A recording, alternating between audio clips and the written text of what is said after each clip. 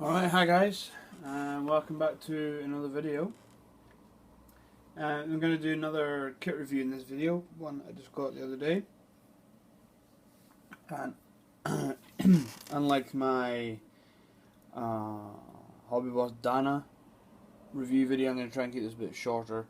The other one seemed to be about half an hour, and for some reason when I uploaded it to YouTube, it only uploaded 15 minutes of it, regardless of the fact I can apparently upload videos for longer than that, and I have done, because the review I did before that was longer than 15 minutes and uploaded fine. So I'm going to try and keep this a bit shorter. So if I seem like I'm rushing, I apologise. I just want to make sure I get through everything. Thankfully it's a slightly older kit, so slightly less parts and things than there was in the Dana, which was just a box chunk full of plastic. Anyway, okay, so what we have here is Tamiya's US self-propelled howitzer M109A6, the Paladin version.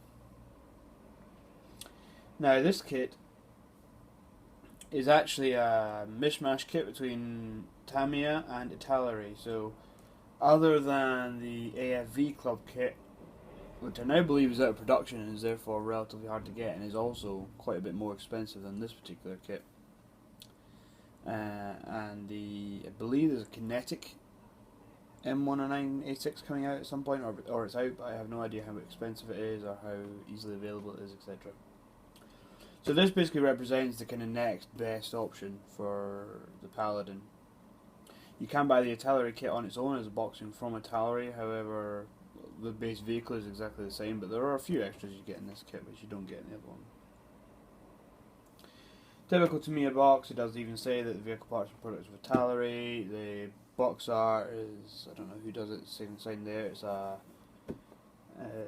Desert Storm vehicle, I believe. Oh no, 2003, sorry, so the two marking options on the side here. So we've got a Kosovo vehicle, 1999, and the 2003 Invasion of Iraq vehicle. Here's some of the extra parts that you get in this particular kit. We get basically some extra jerry cans, stowage and such, and there's a photograph of the completed kit as well. So let's do what we did before, which is chuck the box over here out of the way. So first things first, hopefully we can see this. I'm going to shade the camera, the sun's now decided to shine out in the way. So I assume these parts are still moulded by Italeri rather than Tamiya have the Italeri molds in their place, because all the main vehicle parts is one bag with the sprues, and yet it's still stamped with made in Italy. So the one advantage of that is no staples. But let's try and get this bag open without cutting myself open again.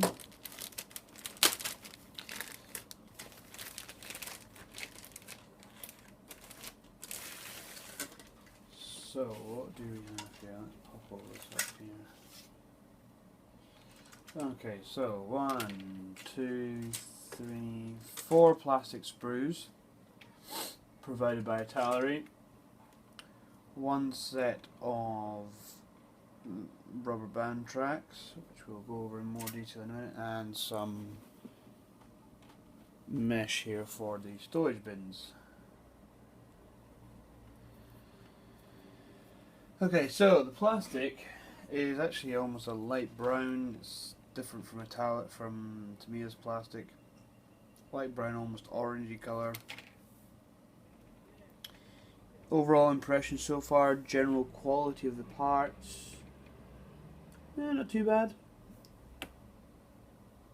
Some small bits of flash in places, but nothing too major.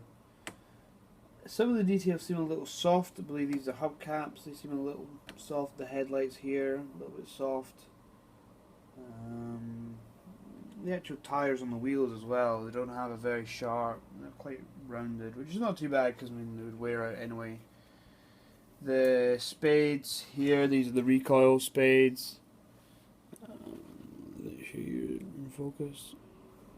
The recoil spades here are a little bit basic.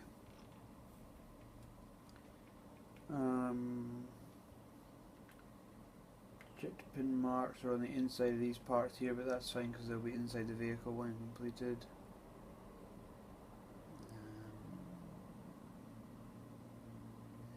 Not too bad. There's some kind of little discs which are where, you know, there's some raised EPMs on some parts which will need removed, and some, unfortunately also on some the tow hooks here, little punch out marks on there, and on these stowage boxes here, and a bit of flash here. Nothing major though, and I feel sure tools seem a little bit basic. But I mean, things like tools, you know, if you have them, I don't, but if you did have them, you could always kind of substitute them from another kit. So I might look around my spares and see if I've still got some tools and things, and maybe replace them with some different parts, or even leave them off. We'll see. Yes, not too bad. I don't know what this is. Some kind of air filter thing. Actually, does have some raised cast-in numbers on them. That's quite nice. They're quite relatively well done. Lots of kind of little EPMs on these tow hooks and things. Anyway, that's sprue number 1. Sprue number 2. This has the gun barrel. Now this sprue actually has, I don't know if you can see this, actually has a bit of a pronounced bend in it, which is a bit of a shame. A bit of a twist. So we'll see if that has any impact on the gun when it comes to put that together. Muzzle brake is very, very big and very open. I don't know how accurate that is. I believe the A6 actually has a slightly different style muzzle brake anyway, and a lot of A6 kits, apparently it's quite a common pitfall for them if you're going to be that anal about it. I mean, even just the joints here, this all just seems very soft, so I might look into a metal barrel for this. Big hatches here. These are jerry cans. Seem a little bit soft as well. Machine gun's not too bad. Nice bit of mold line running down it, but it's not too bad. Again, you know, that's just an M2. You could replace that if you had one from another kit that was a slightly better one, without too much trouble at all. So we'll have to see how that goes together. This kit, I believe, also is you can make another version in it. I think this is the same kit, the same part for the M109A6 kit, which I think has some slightly different hatch configurations on it. Or some sprues are shared. I think the wheel sprue is shared with something else. I seem to remember from an instruction I was showing on it. Turret is cast as one piece, which is quite nice, other than the rear. There are some weld seam marks here, which is quite nice to see. Seems to be a little bit less flash on this sprue. Some things seem the rivet, the bolt head detail around here seems to be a little crisper than it might have been on the other sprue. A bit scuffing on that part. Travel lock looks quite nice. Doesn't look like it's in too many parts. Could be a good thing, could be a bad thing. The AFV clubs. The AFV club travel lock comes in about 14 or 15 parts, I believe. It's kind of a small kit in itself. No interior detail on this kit, it's just very basic, but should build up into okay. And this last sprue here has our upper and lower hull and side skirts on it. Some nice surface detail.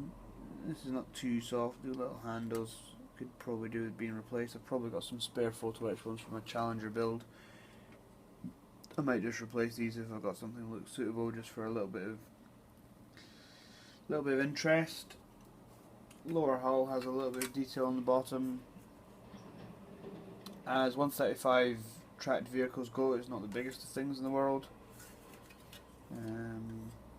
M109 is a relatively diminutive sized vehicle. Tracks externally nice. Yep, externally quite nice. Internally, lots of little raised DPMs, but they're quite a hard vinyl, so they may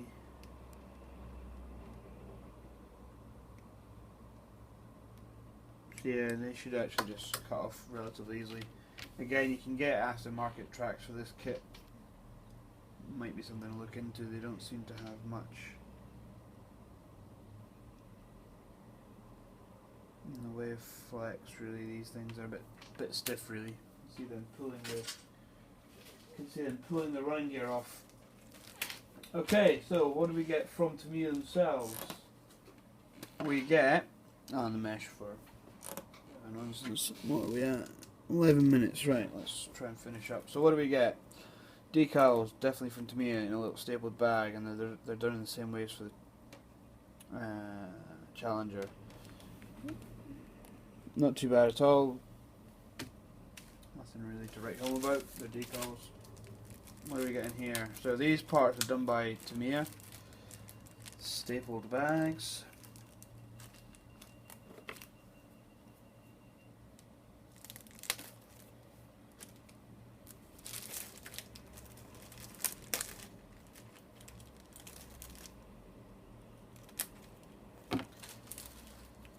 This sprue is just small, so what we've got 40mm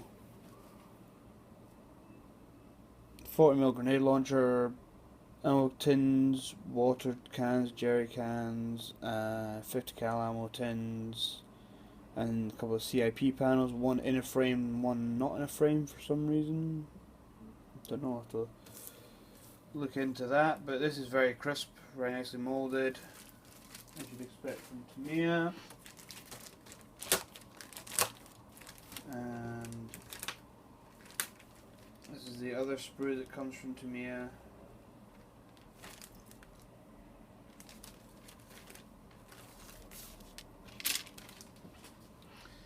So what we have on here is stowage, bedrolls, rucksacks, day sacks, sleeping bags, tent or something, another jerry can, some other small parts, some small hatches, spare track links,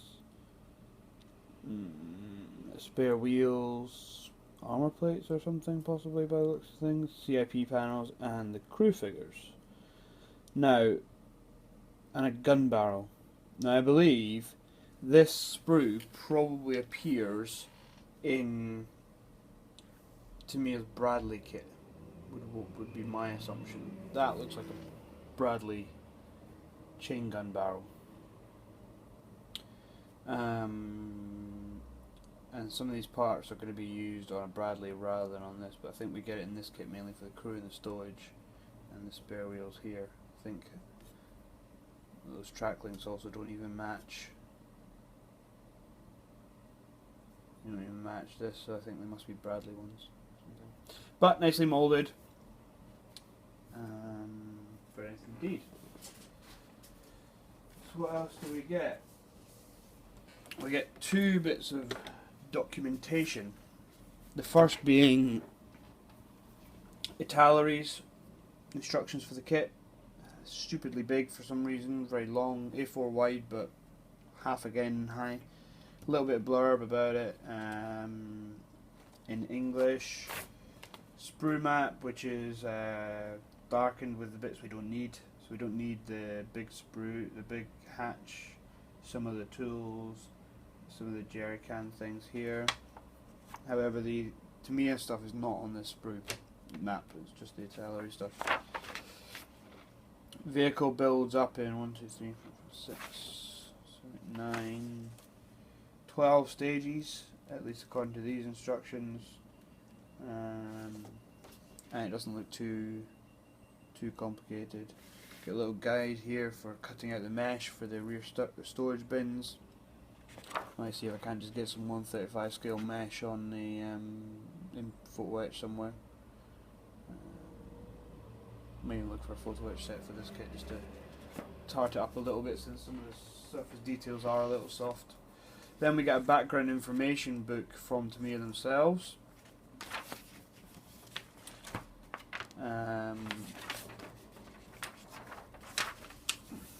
Basically we get development of the M109 Paladin, the Paladin in battle, some specs of it.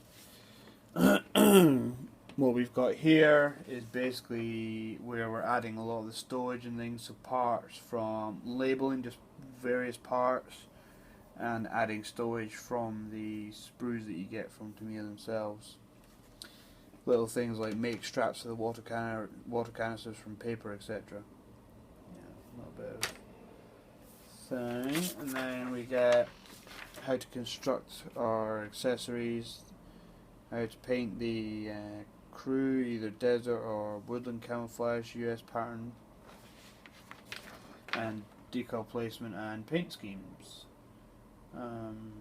This is basically nasal tritone. This is the TS46 light sand, which is exactly the same as they asked you to paint the Challenger 2, which unfortunately TS46 light sand is a spray can and doesn't seem to have a pot paint equivalent, which is a bit of a pain for something that is apparently the colour all US and British vehicles are painted in the desert, if you believe Tamiya. So that's a bit funny, really.